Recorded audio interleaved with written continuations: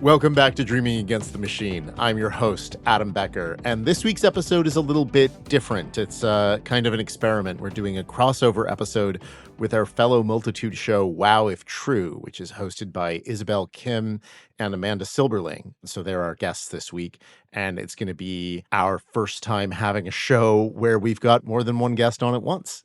And to explain why I brought them on, I need to tell you a little bit more about how I first heard about Isabel's work in particular.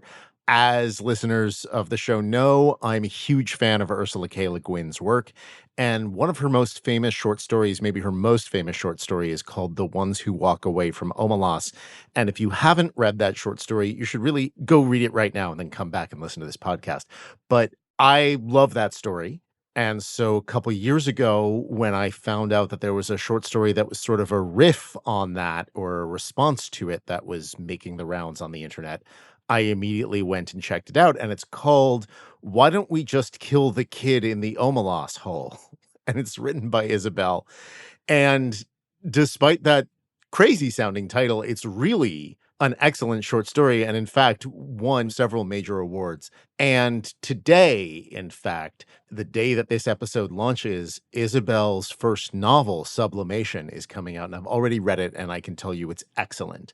And so I'm a big fan of Isabel's writing. Amanda is also an excellent writer. She's a tech journalist. And the two of them have this podcast, Wow If True, about various extremely online stuff. And I am also terminally online. And so we brought them on to see how it would go. And it was a lot of fun. And I hope you enjoy finding out just how terminally online all three of us are. And we'll return to the usual format next week. Amanda, Isabel, welcome to Dreaming Against the Machine. Hello, we're excited to dream. Do we have to go into is this like a sleep podcast? Are we gonna I don't know what I don't know what I'm saying. I haven't talked to people all day. Is this the first conversation you're having all day? Yeah, I got in an argument on Discord, but that wasn't verbal. Amanda, you're a journalist. You should be better at this. I was letting you take the lead. No, that's not how journalism works. Speaking as a journalist, no. We are the most internet-brained people possible, and clearly the internet is doing wonderful things to us. I feel like on any given day, I either talk to 12 people or I talk to no one. Yeah, but yeah, welcome to the show. Hi, I'm Isabel. I write science fiction novels and also a bunch of others, short fiction and stuff. And me and Amanda have a podcast together called Wow If True, where honestly, the intersection between Dreaming Against the Machine and Wow If True is truly just horrible little men. Horrible little men, rationalists, Udowski.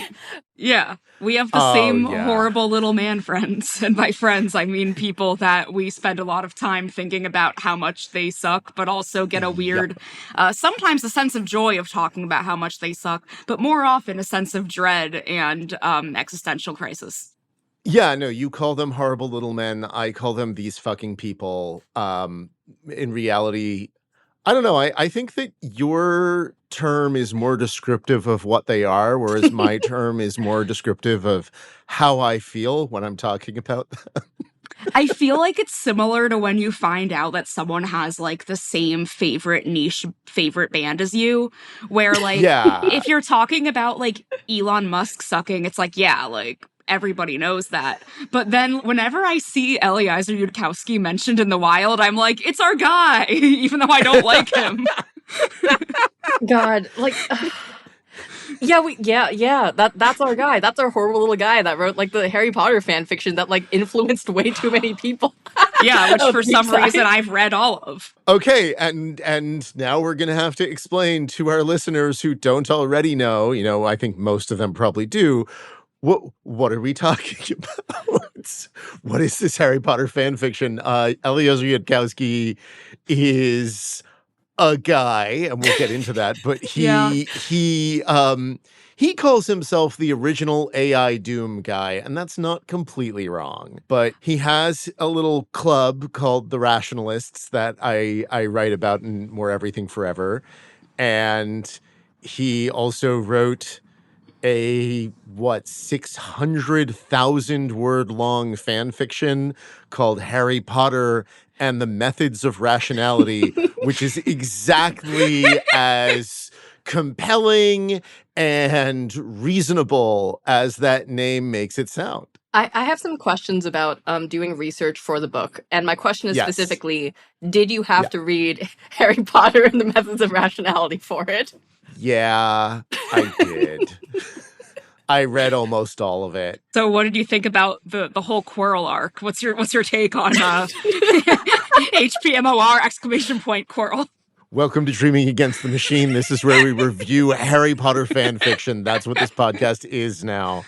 I have to defend myself, and it's not even a defense, but I back in the old days when J.K. Rowling didn't talk about stuff, and I was like a child on the internet, I was like very deep into Harry Potter fandom, which now I don't want anything to do with her.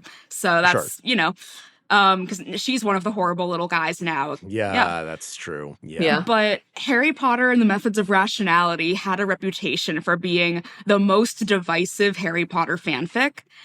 And in 2019, I was living in Laos for one of those weird, like, you graduate college and then you get sent to a country to, like, do a weird nonprofit job, and it's kind of weird and there's no infrastructure, and you're, like, 22 and you're like, I'm in Laos, what's happening?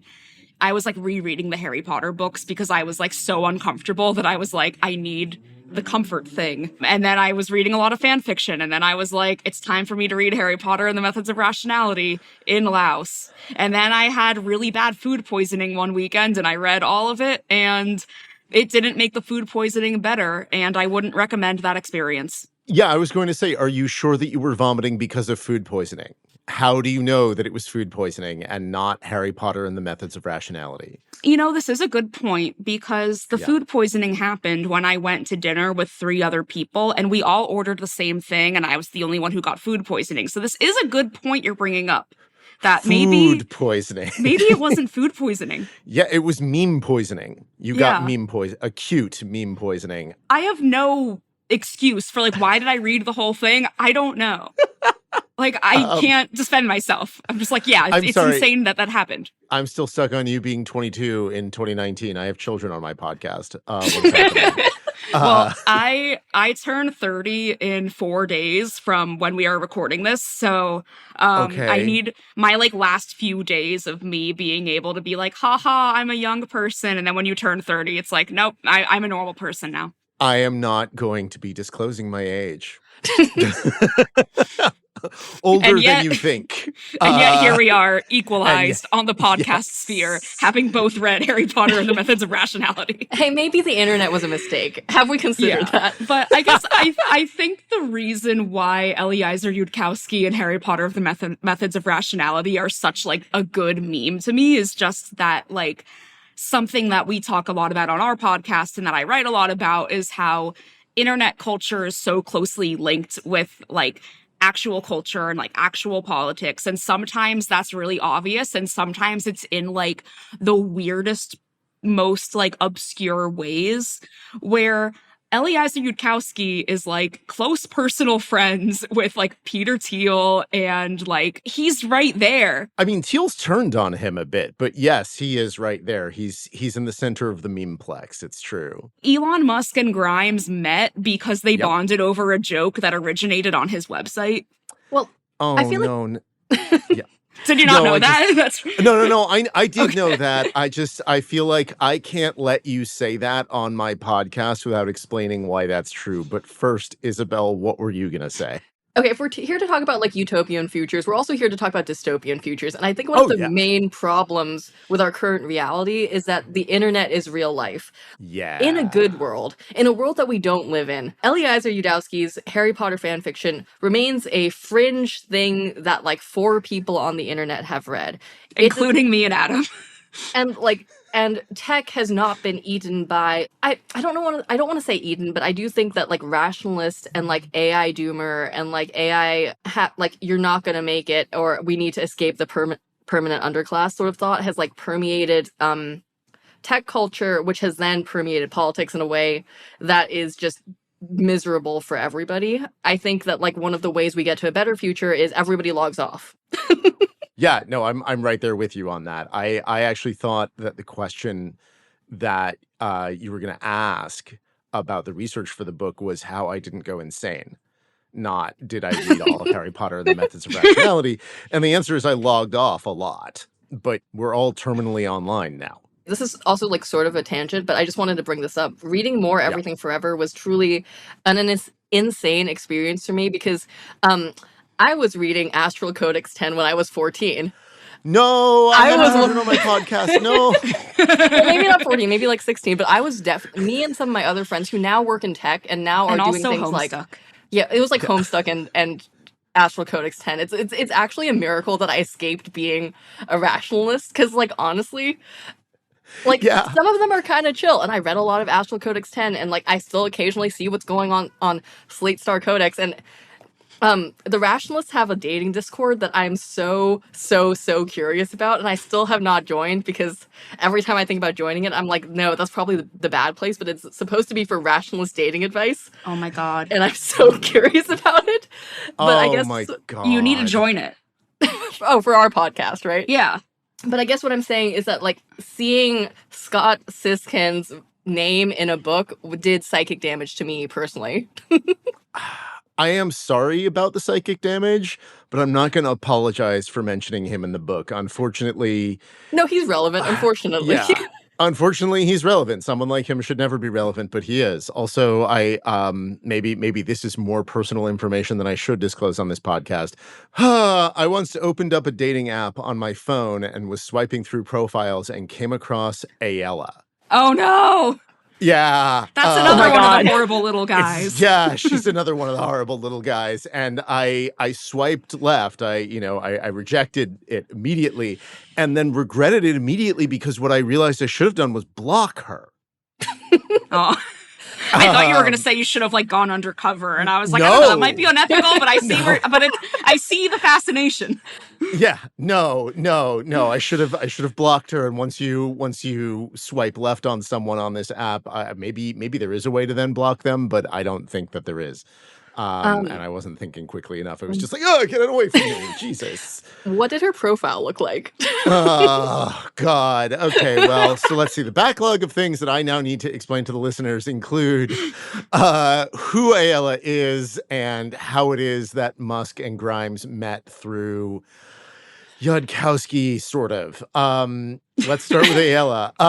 Ayala. And these are all connected. These are all connected. These are all horrible little guys. That's probably going to be the name of the episode. No, Ayala is ostensibly a sex researcher with really questionable research methods, who is like, oh God, this is maybe an insulting word to use, but it's the first one that comes to mind, a mascot for the rationalist community. I think that's accurate. She's like, she's like the one hot girl who talks about sex in the rationalist community, and that feels mascot-y. Maybe she's the one person who has sex in the rationalist community. Well, she's the cool girl in space, but for the rationalist community. Yeah, her and Grimes. She's a whole thing, and she also ruined Sankey diagrams forever.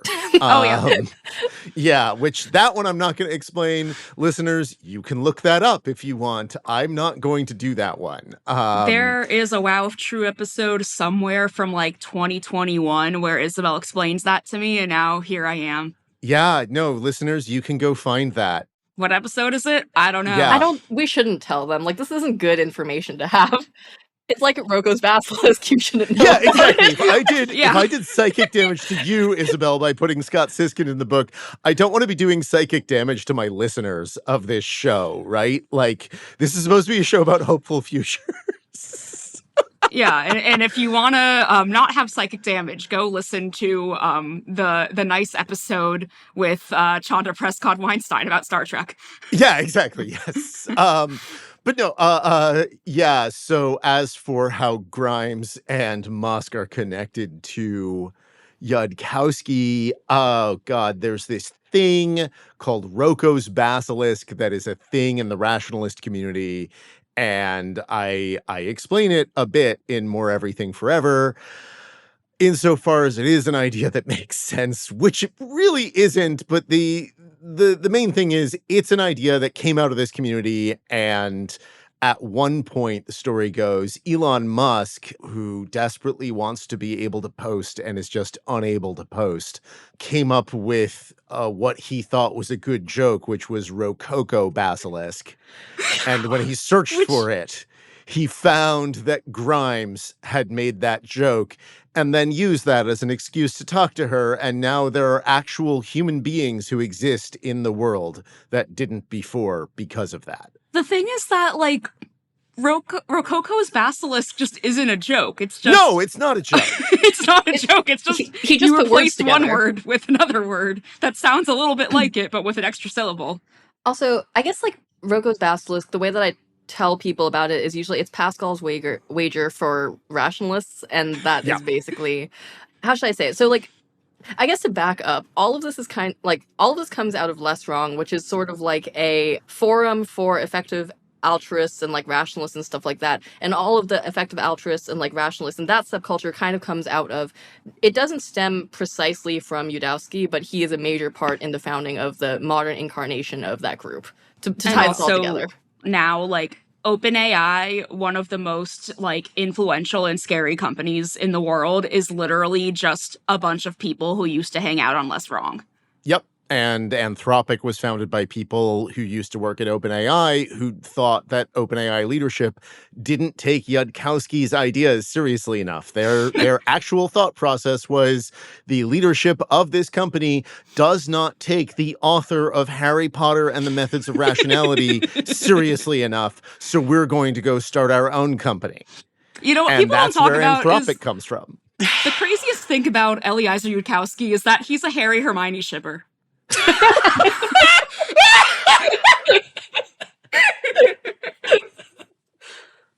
Like, I haven't thought about a lot of the content in Harry Potter of the Methods of Rationality in a while because I have some sense of self-preservation, but I'm just remembering, like, what occurs in it, and, like, he ships Harry and Hermione, and then Hermione dies, and then Harry, like, brings her back to life, but also they're, like, 12.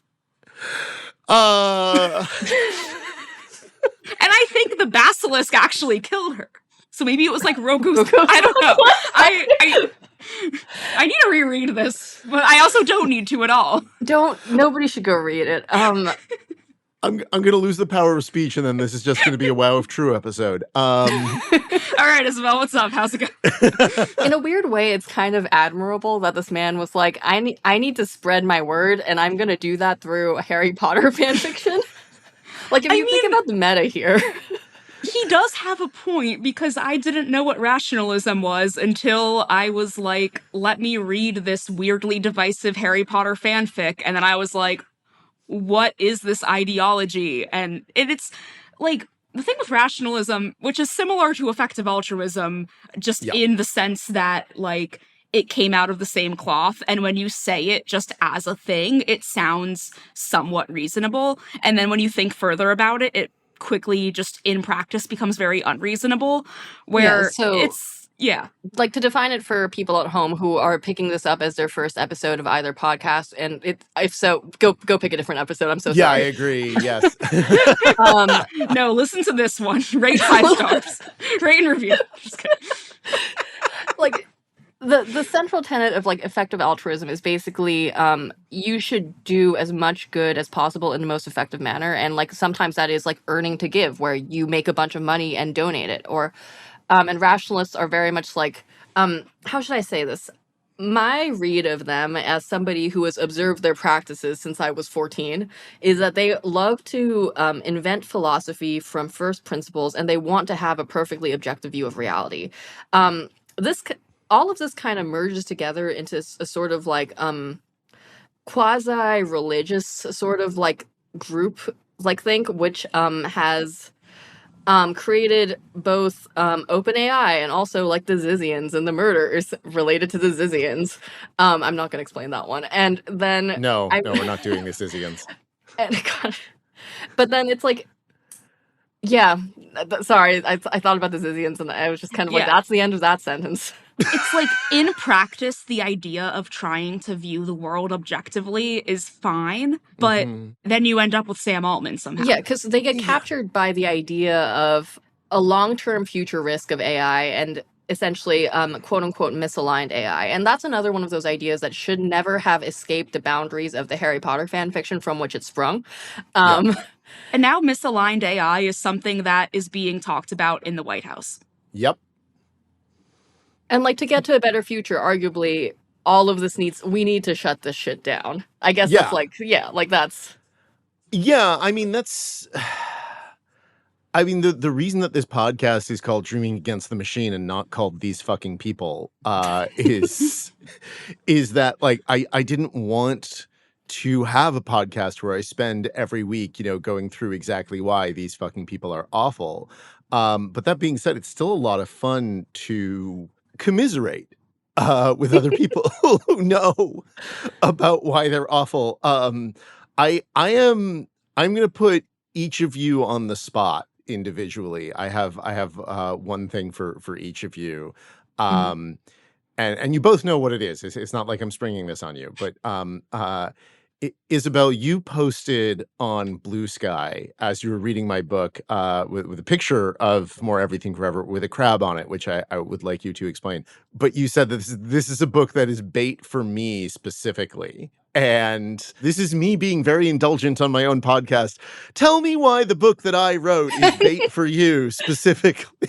I mean, I feel like it's explained by the fact that I was reading fucking Astral Codex 10 when I was 14. Yeah. No, it was bait for me specifically because of a couple of reasons. First, I have a lot of friends who work in tech, and obviously me and Amanda talk a ton about like what is going on in the tech world because of the podcast. And also I write science fiction, and writing science fiction right now sort of means that you are in a war against the AI bros on the side of words and not code. And so this was bait for me specifically because every chapter was truly about some dude who like some parcel of like the movement that goes from like the extropians to like, the current like rationalist movement, and the guys surrounding this that me and Amanda have talked about and who suck, and we know they suck, and we know too much about them, and describing what they've done, and then my blood pressure is rising, and then you kind of just like puncture the balloon and go like, here's why they're wrong, and it's like, oh, thank God. Yeah, well, we do occupy, this is a little bit of a tangent, but I do think it'll amuse you. So Isabel and I have been on a trip to an island multiple times with like 20 other people. You're describing this so suspiciously. Yeah, this was the island owned by Epstein? This island is owned by a nice family in Connecticut. Isabel, why don't you take a crack at this? How would you describe it? So me and my friends discovered that you can rent this like island in a lake in Connecticut if you have more than 20 people for less than $500 per person. This was really exciting to us when we were like 24 or 25. It's still pretty exciting. Yeah, and that's also definitely not Epstein's island. Please continue. It's a very particular mix of people where it's like all of like Isabel's like weirdly close-knit group of friends from high school, and then they all invite a couple people, and then you get to 20. But some of those people like work in tech now or like are tech founders. So then last year I ended up in a situation where it was the third time that we did this trip, which Isabel wasn't there this time because she was at the Hugos, just whatever, just on a panel with George R.R. Martin. And I suddenly realized I was in a situation where I was on an island with 3 people who were founders of AI companies, and they only wanted to argue with each other about AI. And it's a big island, but I kept actively I was actively trying to get away. And then one of the 3 founders, whose company I think is the most successful out of the 3, which is funny, was like, hey guys, I think Amanda's trying to not listen to this argument, but you keep going into different rooms, and then Amanda happens to be in the room that you guys are going into. And what if we didn't? So that's how I ended up on an island with 3 AI founders. Is this nothing? Maybe. No, that's one of those situations where you question all of your life choices. How did you end up in that situation? What led you there? But Isabel, meanwhile, was at the Hugos. I was having a very different surreal experience, which is being on a panel was George R. R. Martin. And also, like, putting him on the spot and making him laugh. Completely unrelated topic, but my father-in-law went to high school with George R. R. Martin, so had a yearbook that was signed by him because they used to talk about comic books and stuff like that because they're old men. So at the end of the panel, I was like, so I told the other panelists beforehand, and it was like Becky Chambers and like John Scalzi. This was like a panel, like, I don't know why I was there. I shouldn't have been on this panel. I disagree. We'll get to that in a minute. But then they were like, yes, we must pull this prank on George.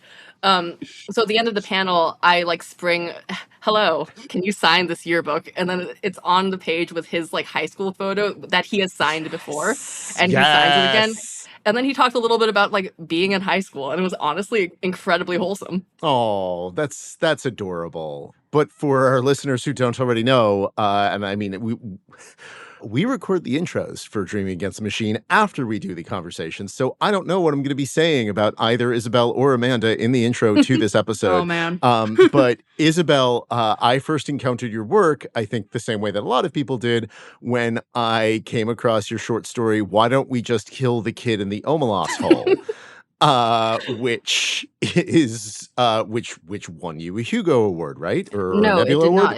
It won you a Nebula Award. It won me a Nebula and a Locus Award. It got me nominated for. It was a Hugo finalist, and then it lost to another story, which was like also like solid. I mean, I can't really complain. I got to do a bunch of cool stuff. Like, I have a Wikipedia page for it, but now it's fine. Yeah, that's amazing. No, I mean, and I don't. So get on that, listeners.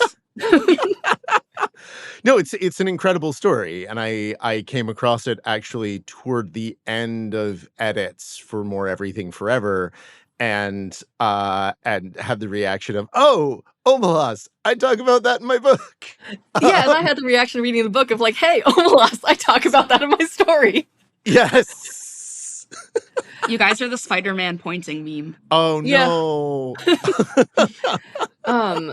Yeah, that was a story I did not expect to get as much traction as it did because okay, so I write a lot of like short science fiction, which is a career choice that you should only make if you are living in the 1950s. This is not a like the fact that I have a writing career from writing short science fiction stories is an anomaly in like 2026. Yes, that is true. Yeah. And that one was very much a story that was written for 4 people in a Discord server to make them laugh. And I did not expect what felt like everyone in the science fiction universe to read it, including like people who I read as a teenager, and go like, yeah, this says a lot about the world. And I was like, I guess it does. I just didn't expect all of you to read it. This is very scary.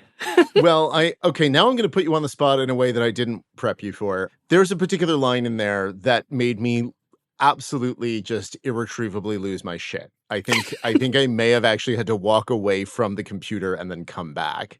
And it's the line, I'm an accelerationist.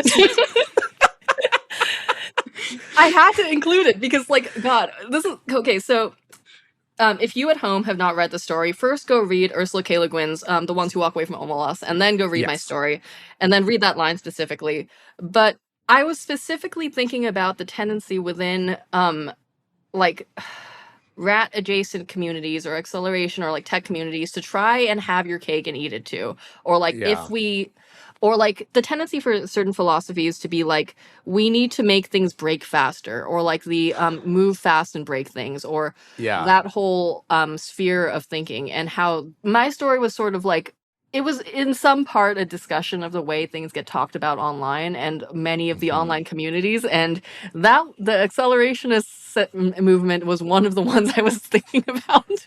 Yeah. I do think it's funny when people were talking about your story when it was going viral, and there were some people that were like, this person is terminally online.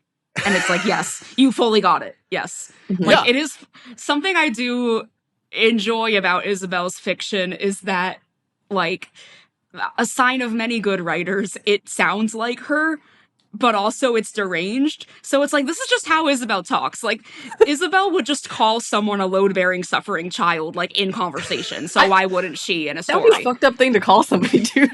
Well, you call the Omelas kid that if we were just having a conversation about the story, the ones who walk away from Omelas, I could see you saying that casually in conversation. Yeah, but the load-bearing suffering child is one of the great phrases of the story. But as for being terminally online, I mean, I knew that you had to be terminally online the minute I saw a different line in the story. You cannot kill me in a way that matters. Yeah. Okay, so that is a line where that is a line that is a reference to a Tumblr post. Yes. And I've never publicly admitted that before because again, this was made for 4 people in a Discord server. Yes! I wasn't expecting this is what we want to be doing on Dreaming This is the utopian we want to be future we're embarrassing dreaming our of. guests and making them admit things that they'd never admitted in public before. That's what the show's for. God. But yeah, I wrote it for 4 people. Post. Sorry. Yes. Go ahead. No, it's from a Tumblr post about someone threatening to kill a fungus. Which are like functionally immortal because of the way that fungi. This isn't true, but it is. Yeah. And yeah, I thought that was like a fun little Easter egg for the 4 people who were going to read it, and then a bunch of people read it. No, I'm very happy that you did that because I also have a tendency to put Easter eggs into my writing. I mean, and I know other authors who do too. I mean, we both know Max Gladstone. He does that as well. But yeah, sorry, Amanda, what were you going to say? Oh no, I was going to say something that I don't know if I should say, even though I have said this on the internet already. Go ahead. I feel like I'm the court jester of this podcast, and this isn't helping.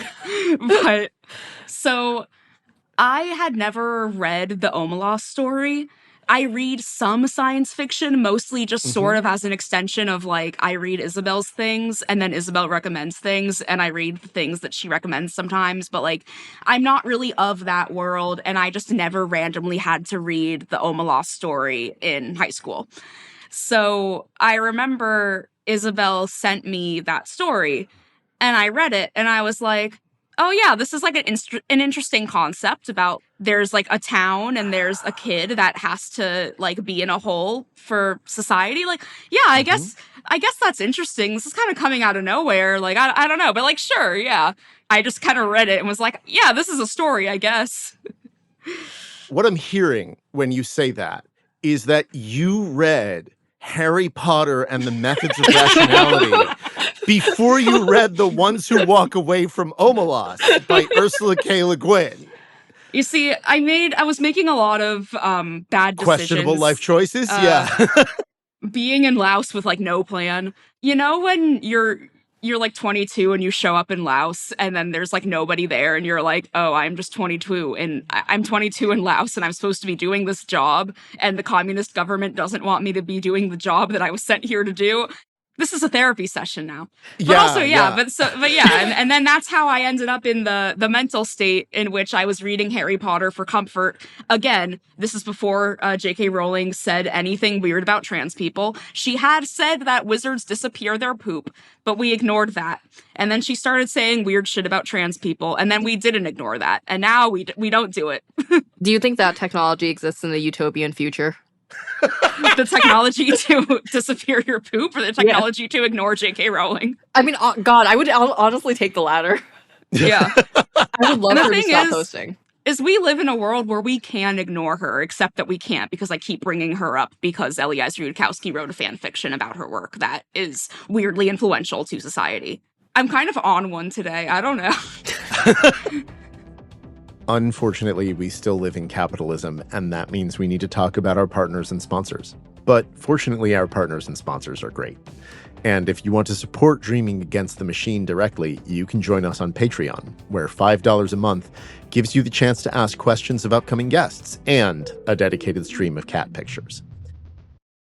We love our patrons, and we also love being a part of the Multitude Collective at multitudeshows.com. Multitude is a podcast company made up of passionate people creating shows you can count on. Shows like Spirits. Spirits is a history and comedy podcast focused on everything folklore, mythology, and the occult, told through the lens of feminism, queerness, and modern adulthood. Every week, mythology buff Julia and her childhood best friend Amanda get together to learn about a different story from mythology and folklore over drinks. Everything from the mythological origins of major franchises like Lord of the Rings and Wonder Woman to modern urban legends to a roundup of werewolf stories from around the world. Dive in at spiritspodcast.com or search for Spirits wherever you download your podcasts. And here's a word from our sponsors. One of this week's sponsors is Shaker and Spoon, a monthly cocktail and mocktail subscription. Full disclosure, they sent me a free box this month, and I'm excited to try it on a night off soon. Each box includes 3 original recipes from award-winning bartenders, with enough ingredients to make 4 of each of those drinks for at least 12 drinks in total. And each box includes everything you need to make the drink except for the alcohol. And they're built around 1 spirit per box, so you really just need 1 bottle of something that you probably already have on hand if you drink. And if you don't drink, every box includes 0 proof options for every recipe, and some of the drinks are designed to be completely spirit-free from the start. The boxes come with recipe cards that include guidance on mixing techniques and glossary of terms that teach you how to shake, stir, build, and garnish these unusual cocktails with eclectic ingredients. And they also include everything else that you need to try out these drinks, like custom syrups, bitters, extracts, garnishes, and aromatics. And so you can try the drinks without going off and buying full bottles of niche ingredients that you'll never use again. It's a great idea for date nights or hosting a party or bringing a gift to someone else's party. And you can always skip or swap boxes or even just buy individual kits or ingredients without subscribing. So you can try this stuff out at their website, shakerandspoon.com. Use code DATM for 10% off your purchase.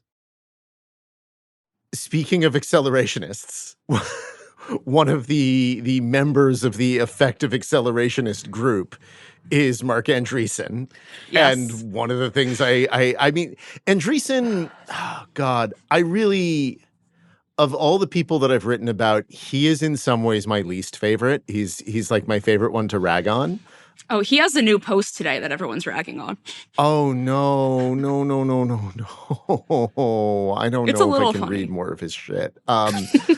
Okay, let me tell you a thing about Mark Andreessen. First of all, when I was sending early drafts of More Everything Forever to some friends, another writer was reading chapter 5, which is the chapter that has a lot of Andreessen in it, and he said, like, I can't with this chapter. I can't deal with all of these quotes that these things that these people are saying and like calling themselves effective altruism but based and quoting from the Futurist Manifesto, which we've talked about on here before, in fact, in the very first episode. But Andreessen has this thing, the Techno-Optimist Manifesto, which is really a pretty awful piece of work that I think reveals a lot about who Mark Andreessen is. And Amanda, you told me before we got on this episode that you had a particular experience talking about that online, and I would really like to hear more about it.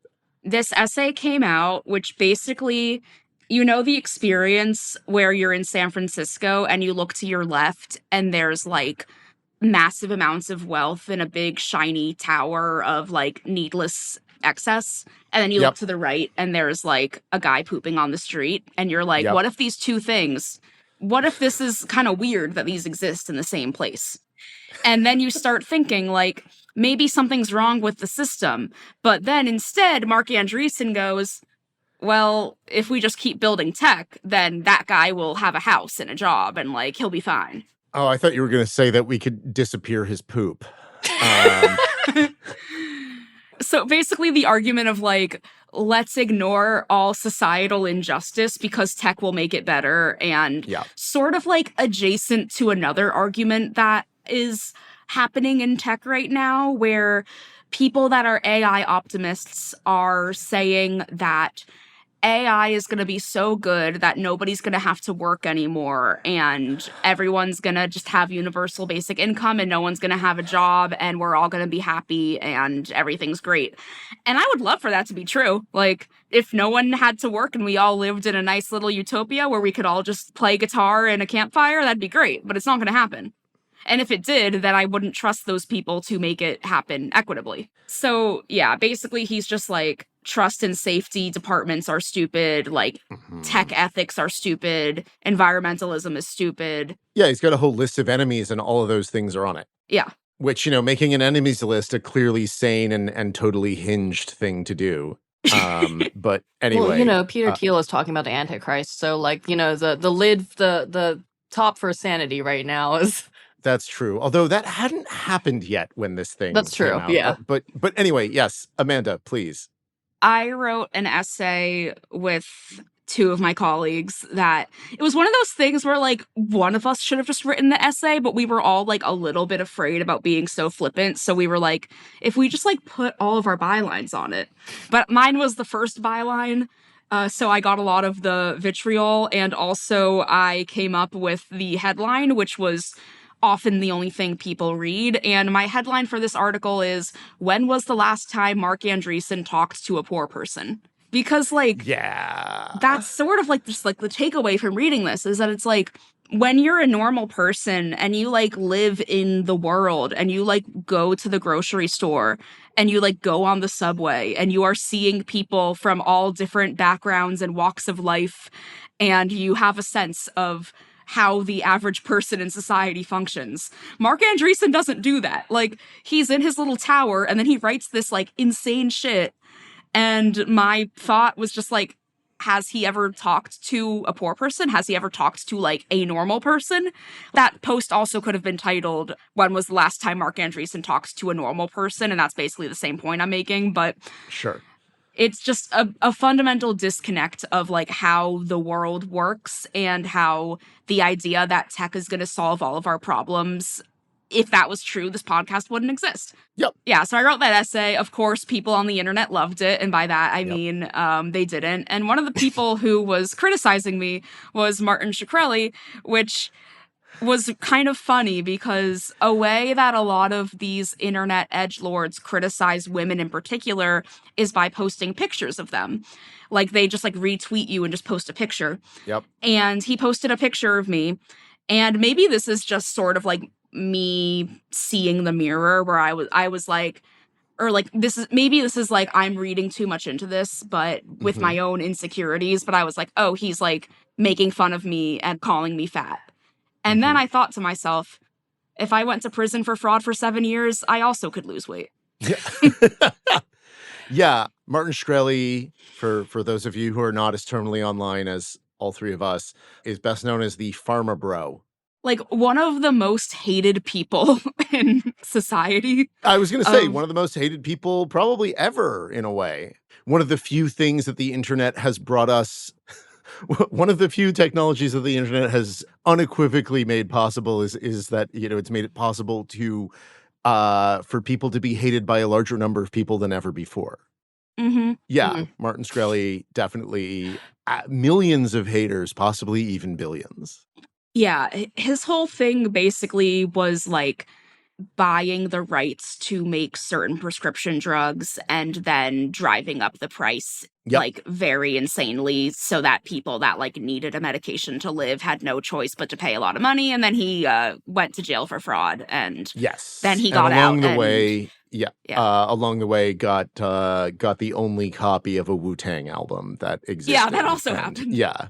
He's also the center of a kind of memeplex, I guess. But yes. Yeah, it is kind of funny, like, being a woman on the internet and people are trying to call you dumb, and then you're like, you were so dumb that you made millions of people hate you and went to jail for trying to make money in a way that indisputably united everyone in an unprecedented way of deciding that you are the one most unethical man on the planet. Yeah. But also something I realized over the time of being a woman on the internet also, and having friends that are women on the internet, is that no matter what you look like, you can't win. Like you could be like Helen of Troy, and they will find something to criticize about your appearance. Oh, absolutely. It's kind of freeing in a way. Well, that's because the crime is being a woman on the internet. And that is a serious crime that I should think about. And if I go to jail for 7 years for fraud for being a woman on the internet, then maybe I will see if I can make my body more pleasing to Martin Shkreli. That's a new sentence that no one's ever said. I agree. Yeah, no one's put those words in that order before. What I do think is sort of interesting is that it is the revealed preference of guys like Martin Shkreli and like Mark Andreessen and all of these people posting for human beings seems to go above having a yacht, having fame, having billions of dollars. No, like what you see with like, okay, let's go to like, the most basic bitch of these horrible little men, Elon Musk. It is not enough to be Elon Musk. He needs to be funny on the internet. And he can't have that. Yep. And that's the one thing money can't buy you, is money can't buy you being funny on the internet, even if you spend $44 billion to buy Twitter. And I think that's beautiful. Well, I think they don't understand that respect starts with respecting yourself more than you would have to like do the stuff that they do, right? Mhm. Like, if you have self-respect, you're not going to, I don't know, carry a sink into an office building and then take a picture of it and post it on the internet. Similar to Rococo's Basilisk, that's also a joke that doesn't really make sense. Because I get that he's making a joke about, like, let that sink in, like the meme where there's a sink at a door. Yeah. But, like... I don't think he knows what a joke is. No, I'm fairly sure he doesn't know what a joke is. Otherwise, he wouldn't take The Hitchhiker's Guide to the Galaxy seriously. God. That's another thing we need to talk about here. Yeah, absolutely. How all of these guys look at science fiction from like the mid 20th century and go, achieving this is progress. Achieving this is utopia. Now, granted, I like automatic doors as much as the next person, but it's a remarkably myopic view of the world in that they are looking at a certain slice of science fiction from a specific time and place and going like, my vision of the future from when I was a child or the media that I consumed when I was a child, that has to be what the future is. And this is what it must look like. And also, I don't understand what the culture was actually about. Yeah, I mean, the fact that Peter Thiel has said, like, that people should use the science fiction of the 50s and 60s as a roadmap of things to do is really telling, I think. And then, his description of it was, develop the deserts, develop space, develop the oceans. Mm-hmm. Like, okay. And it's like, develop the desert. What are you talking about, man? I just talked about this on an earlier episode of this podcast, but, I think he read Dune and thought that was the message. He read Dune and was like, we have to add worms to our desert. Yeah, exactly. Yeah. Oh, God. Speaking of things that I think I already talked about on this podcast, like these guys, their reading comprehension skills are just so low, and their critical thinking skills are just gone. Like, one of the things that I had to do as research for More Everything Forever was I ended up listening to a podcast with Andreessen and Horowitz about the Techno-Optimist Manifesto.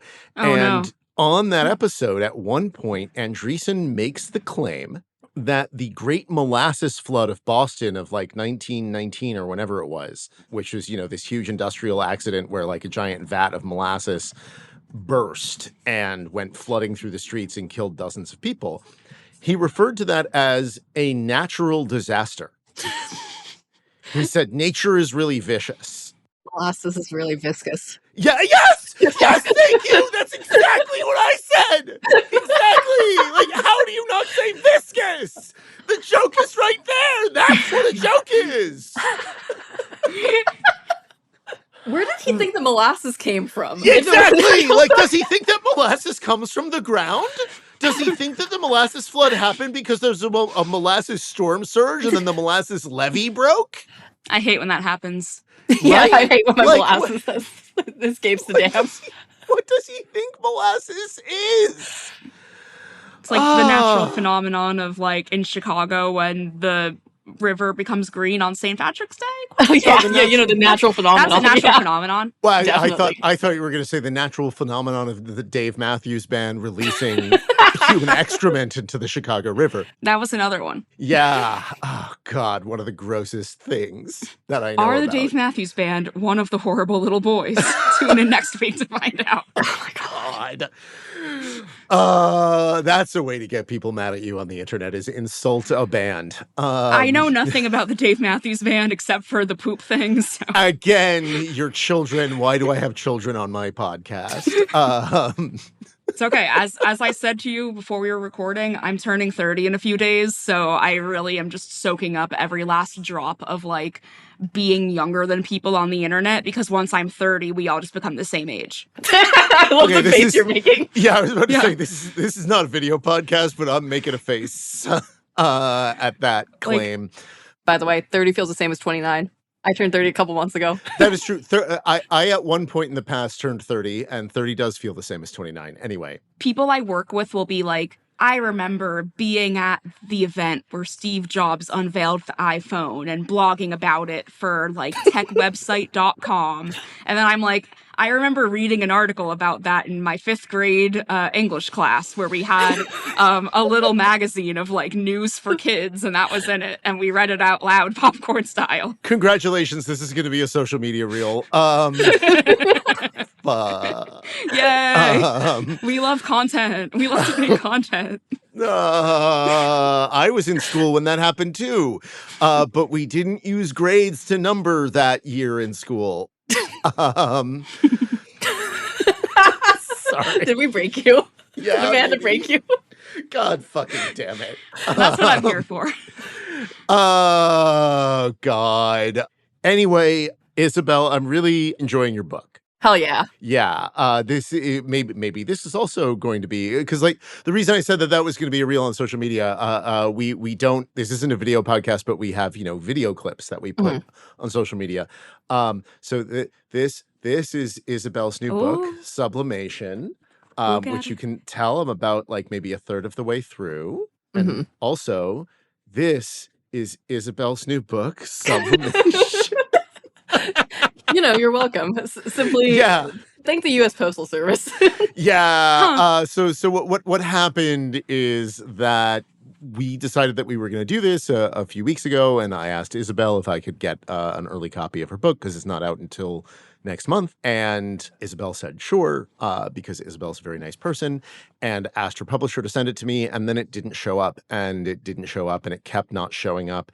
And eventually we got to this past Friday, and Isabel said, if it doesn't show up by then, let me know and they'll overnight it to you. And it didn't show up. And so they overnighted it to me, but then that didn't get here overnight. Oh my God. So what happened is that both copies arrived yesterday, which is something that Isabel predicted. Okay, so I think what happened is one of the copies, the earlier copies, somehow got like ping-ponged around the country, because sometimes that'll just happen. Yeah, sometimes things will just get kind of fucked up. And then... No, that's true. But not in our utopian future, where USPS works as efficiently as possible and has the funding to do that. Honestly, yeah, no, that's right. Great. Somebody must have killed the child in the USPS hole. In the mail pit. Yes, the mail pit. Oh, God.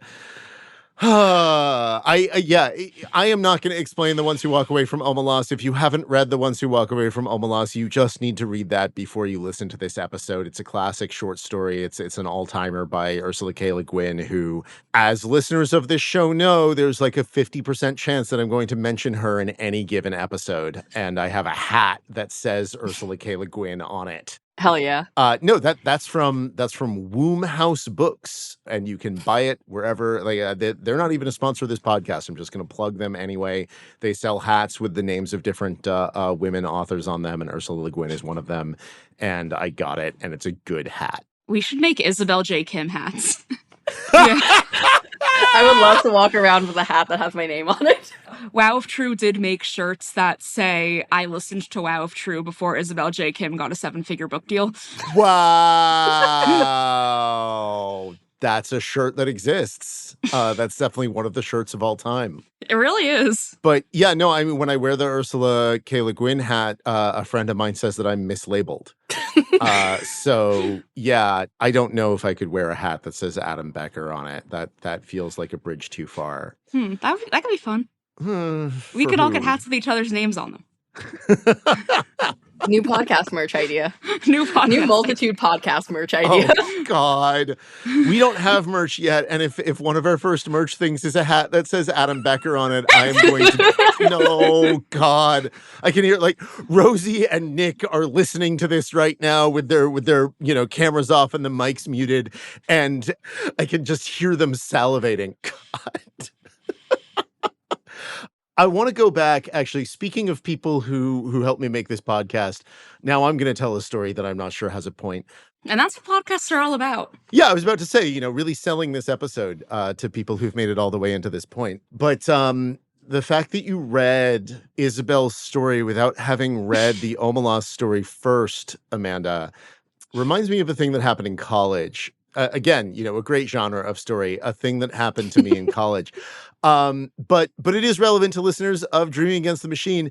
The guy who made the logo for the show, Nick James, and the guy who made the music for the show, Jared Emerson Johnson, are both old friends of mine from college who now work in those fields professionally, graphic design and actually, Jared makes music mostly for video games professionally, which is pretty cool. But we all lived together in college, and the two of them, as like a side project, it wasn't for a class or anything. It was just them messing around. They wrote a rock opera that was an adaptation of Waiting for Godot called Godot! And the tagline was, "The wait is over." That's really good. And Godot shows up halfway through. He's the god of rock and roll, and he arrives. In any event, haven't read that. I have to read that now. Well, no, unfortunately, it's not available because the estate of Samuel Beckett is pretty litigious. But it's had, as far as I know, exactly 2 performances ever in a black box theater in Ithaca, New York. And I went to the second one and not the first one because I, being 18 years old and a nerd and a purist of some kind, although I'm not sure what, decided that I really needed to read Waiting for Godot before seeing Godot, the rock opera. And so I finished reading it in time to see the second performance. Would you say it enhanced your experience of Godot with the exclamation point? So in Godot, exclamation point, Lucky is a robot who can't speak, and Pazzo is struck blind by the power of rock and roll. And both of those are very, very funny if you've read the play, and they're not as funny, I think, if you haven't. So yeah, sure. And it enhanced my experience somewhat. It's definitely not necessary, though. I mean, honestly, really, the name and tagline are kind of the main thing. Although the music is pretty good. Also, hi, Nick. Hi, Jared. I know you're listening. Anyway, yeah. My version of that was that I was adjacent to the creation of Jeb, exclamation point, the musical. Was it a flawless victory? There was like a Facebook meme group in like 2016 that was like an outshot. Weren't you learning to walk in 2016? No, in 2016, I was meeting Isabel in a class called Poetry in a Digital Culture. Oh, I was going to ask. I kept meaning to ask how the two of you met. So you went Poetry in to a Digital college Culture. Together?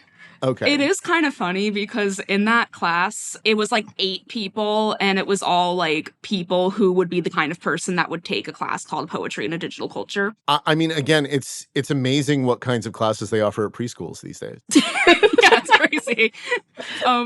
Before the class, Isabel was the only person in the class I hadn't met before. And then we became friends because we got paired in a group project. And I was like, oh, of course I get paired with the one person I don't know. And then we hit it off, and here we are. And now we have a podcast together. Now we have a podcast. Yes. And now you go to the island with all of my AI tech bro friends. That's so true. But, okay, Isabel's Island. That's going to be the new skin Isabel's 10 years from now. No. Were you on Isabel's Island? I wasn't there last time. I was in California. Isabel wasn't on Isabel's Island. A likely story. I was there. But the Jeb the Musical came out of this like offshoot of a Facebook group that later summoned another offshoot of like, this is like 3 Facebook meme groups removed, which is where I met my now boyfriend. And that's just a fact of life I have to live with, that I met my boyfriend in a Facebook meme group. I mean, another thing that really sets a certain age. I feel like I mentioned this a lot just because I feel like it just really captures who I am as a person. I do feel like the theme of this episode is like the epic highs and lows of being on the internet, because good things can happen. You can meet your boyfriend in a Facebook meme group. Bad things can also happen. Harry Potter and the Methods of Rationality. Yes.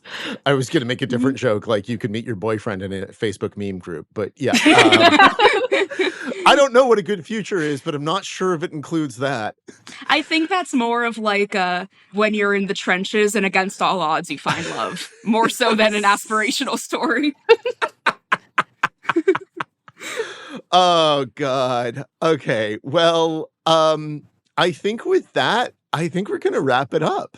I can't think of a better place to end than that. So thank you both for this terminally online episode of Dreaming Against the Machine, and also of Wow If True. This has been a lot of fun, and let's talk more soon.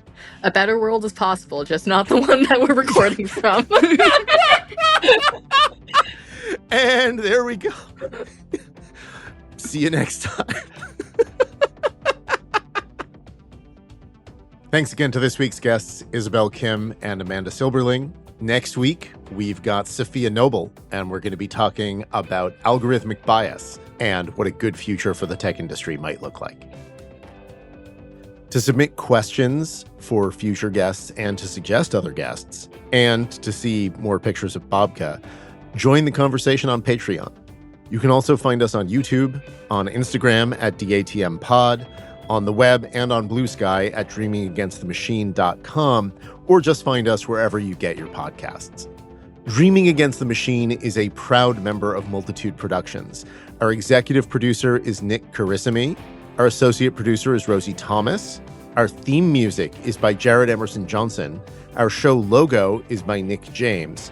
And our fearless leader is Babka, the greatest cat in the observable universe. I'm Adam Becker, and I'll see you next week.